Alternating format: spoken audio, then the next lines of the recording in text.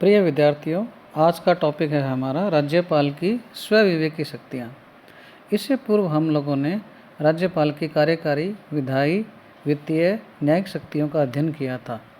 आप लोगों को मैं पहले बता चुका हूँ राज्यपाल की कार्यकारी शक्तियों के तहत उसमें यह संविधान में प्रावधान है कि राज्यपाल मुख्यमंत्री और उसकी मंत्रिपरिषद के परामर्श के अनुसार कार्य करेगा। लेकिन राज्यपाल को संविधान में कुछ स्वविवेकी शक्तियाँ भी दी गई है, जो कि राष्ट्रपति को नहीं है ऐसी शक्तियाँ। तो आइए हम देखते हैं राज्यपाल को कौन कौन सी शक्तियाँ, स्वविवेकी शक्तियाँ प्राप्त है। राज्यपाल को संविधान के अनुच्छेद 163(1) में स्वविवेकी शक्तियाँ प्रदान की गई है। उसमें कहा गया है कि जिन मामलों में मुख्यमंत्री और मंत्रिपरिषद के परामर्श से कार्य करना जरूरी है, उसको छोड़कर राज्यपाल अपने स्वविवेक से कर सकता है। तो राज्यपाल को इस प्रकार से स्वविवेकी शक्तियाँ दी गई है, जिसमें वह मुख्यमंत्री या उसकी मंत्रिपरिषद की सलाह के बिना भी वो काम कर सकता है। राज्यपाल की ये जो स्वविवेकी शक्ति है, इसको हम दो भागों में बांट सकते हैं। एक तो संविधान में स्पष्टतः उपबंधित स्वविवेकी शक्ति और दूसरी अप्रत्यक्ष रूप से निहित स्वविवेकी शक्ति। स्पष्ट उपबंधित का मतलब जिनका संविधान में स्पष्ट रूप से उल्लेख किया गया है, और अप्रत्यक्ष रूप से निहित स्वविवेकी शक्ति का मतलब है कंडीशनल शक्तियां हैं। ऐसी कंडीशन हो जाने पर राज्यपाल अपने स्वविवेक से इन शक्तियों का उपयोग करता है। तो हम अब पहले संविधान में जो स्पष्टतः उपबंधित स्वविवेकी शक्ति है, उनका अध्ययन करते हैं। संविधान में जो स्पष्टतः उपबंधित शक्ति है, उसके बारे में हम जो पूर्व में पढ़ चुके हैं वही शक्तियां हैं। जैसे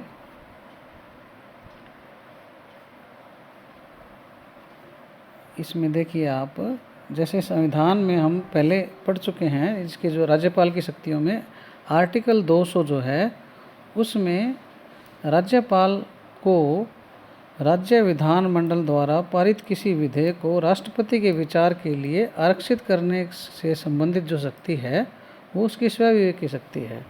लेकिन कुछ मामले ऐसे हैं जिनमें क्या है, उसको आरक्षित करना ही होता है। जैसा कि आपको पहले मैंने बताया था कि हाई कोर्ट की जो शक्तियां हैं, उसको कम करने से संबंधित यदि कोई विधेयक हो, तो उससे संबंधित मामले को राष्ट्रपति के विचार के लिए रखा जाता है। और अन्य कोई मामले हैं, उस मामले में राज्यपाल अपने स्वविवेक से निर्णय लेता है। इसी प्रकार आर्टिकल 200 में ये भी प्रावधान है कि राज्यपाल विधानमंडल के द्वारा पारित कोई विधेयक जो उसके पास हस्ताक्षर के लिए आता है, उसको एक बार पुनर्विचार के लिए वापस कर सकता है। यदि विधानमंडल उसको संशोधन या एज इट इज़ वापस राज्यपाल के पास भेजता है, तो राज्यपाल को उस पर हस्ताक्षर करने होते हैं। तो एक बार पुनर्विचार की जो शक्ति है, वो उसकी स्वविवेकी शक्ति है।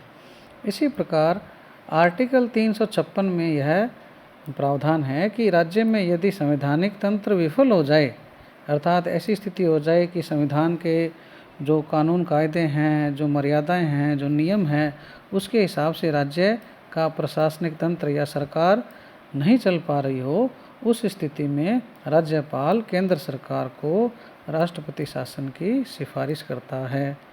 तो ये भी एक क्या है, इसकी स्वविवेकी शक्ति है। इनका उल्लेख संविधान में है, आर्टिकलों में है इसका स्पष्ट। इसी प्रकार आर्टिकल 213 जो है, वो अध्यादेश जारी करने की शक्ति है, और अध्यादेश को राष्ट्रपति की अनुमति के लिए वो रख सकता है।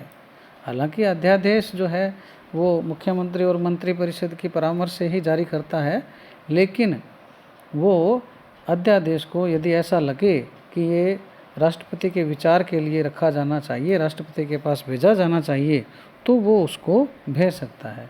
तो ये इस प्रकार से संविधान में स्पष्टतः उपबंधित स्वविवेकी शक्तियाँ हैं। अब इसके बाद में हम कंडीशनल शक्तियों के बारे में देखते हैं। इसके अंतर्गत ये स्थितियां हैं, ऐसी स्थितियां होने पर राज्यपाल अपने विवेक का उपयोग करता है।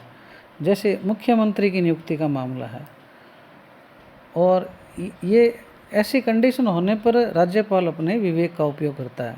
कब कब कंडीशनें हो, कैसी कंडीशन हो, तो उसके बारे में देखते हैं। जब किसी भी दल या गठबंधन को स्पष्ट बहुमत न हो, यानी आपको पता है कि जितनी टोटल सीट होती है राज्य की विधानसभा की, उसकी आधे से अधिक क्या है, बहुमत के लिए आवश्यक होती है। जैसे हम राजस्थान की बात करें तो राजस्थान में क्या है, टोटल 200 विधानसभा सीटें हैं। तो उसके लिए क्या, सरकार बनाने के लिए 100 से अधिक यानी 101 सीट चाहिए। तो या तो किसी एक पार्टी को मिल जाए, या पार्टियों का जो गठबंधन है उनको मिल जाए।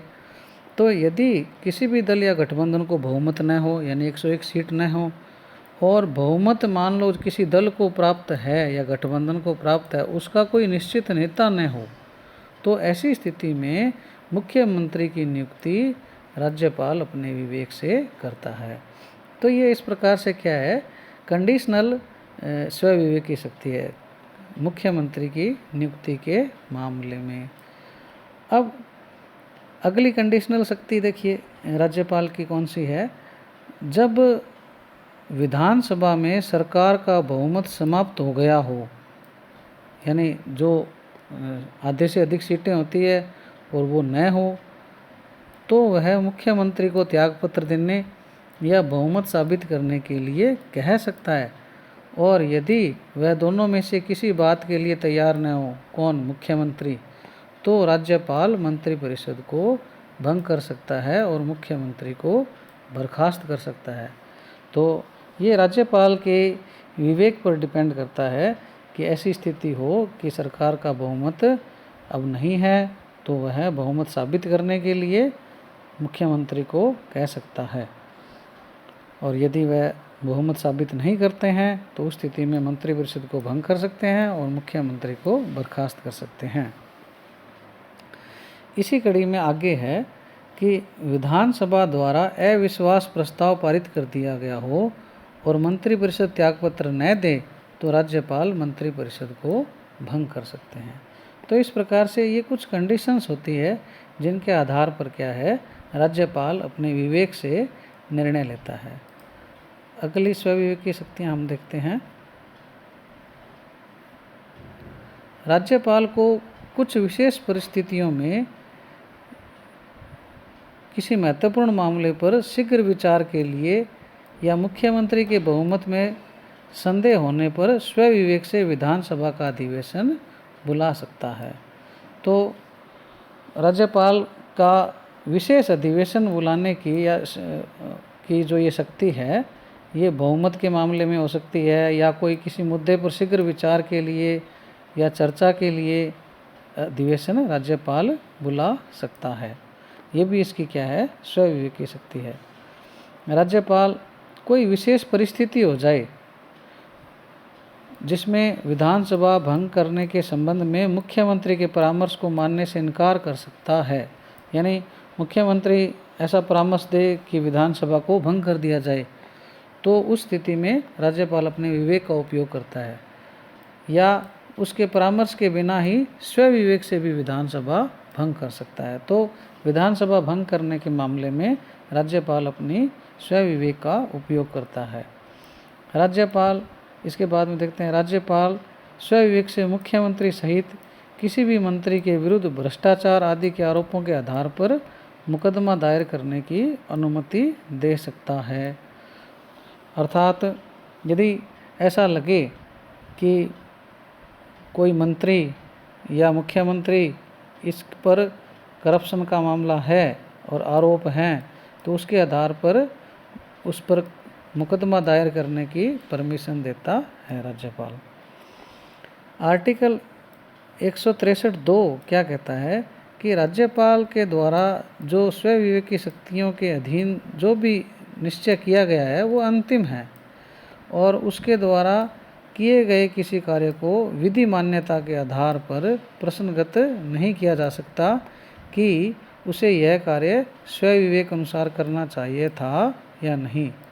अर्थात राज्यपाल की स्वविवेकी शक्तियों को काफ़ी हद तक स्वतंत्रता प्रदान की गई है और उसमें उसकी विधि मान्यता के प्रश्न को नहीं देखा जाता कि ये स्वविवेक से करना चाहिए या नहीं। तो इस प्रकार से राज्यपाल को स्वविवेक की शक्तियाँ दी गई है।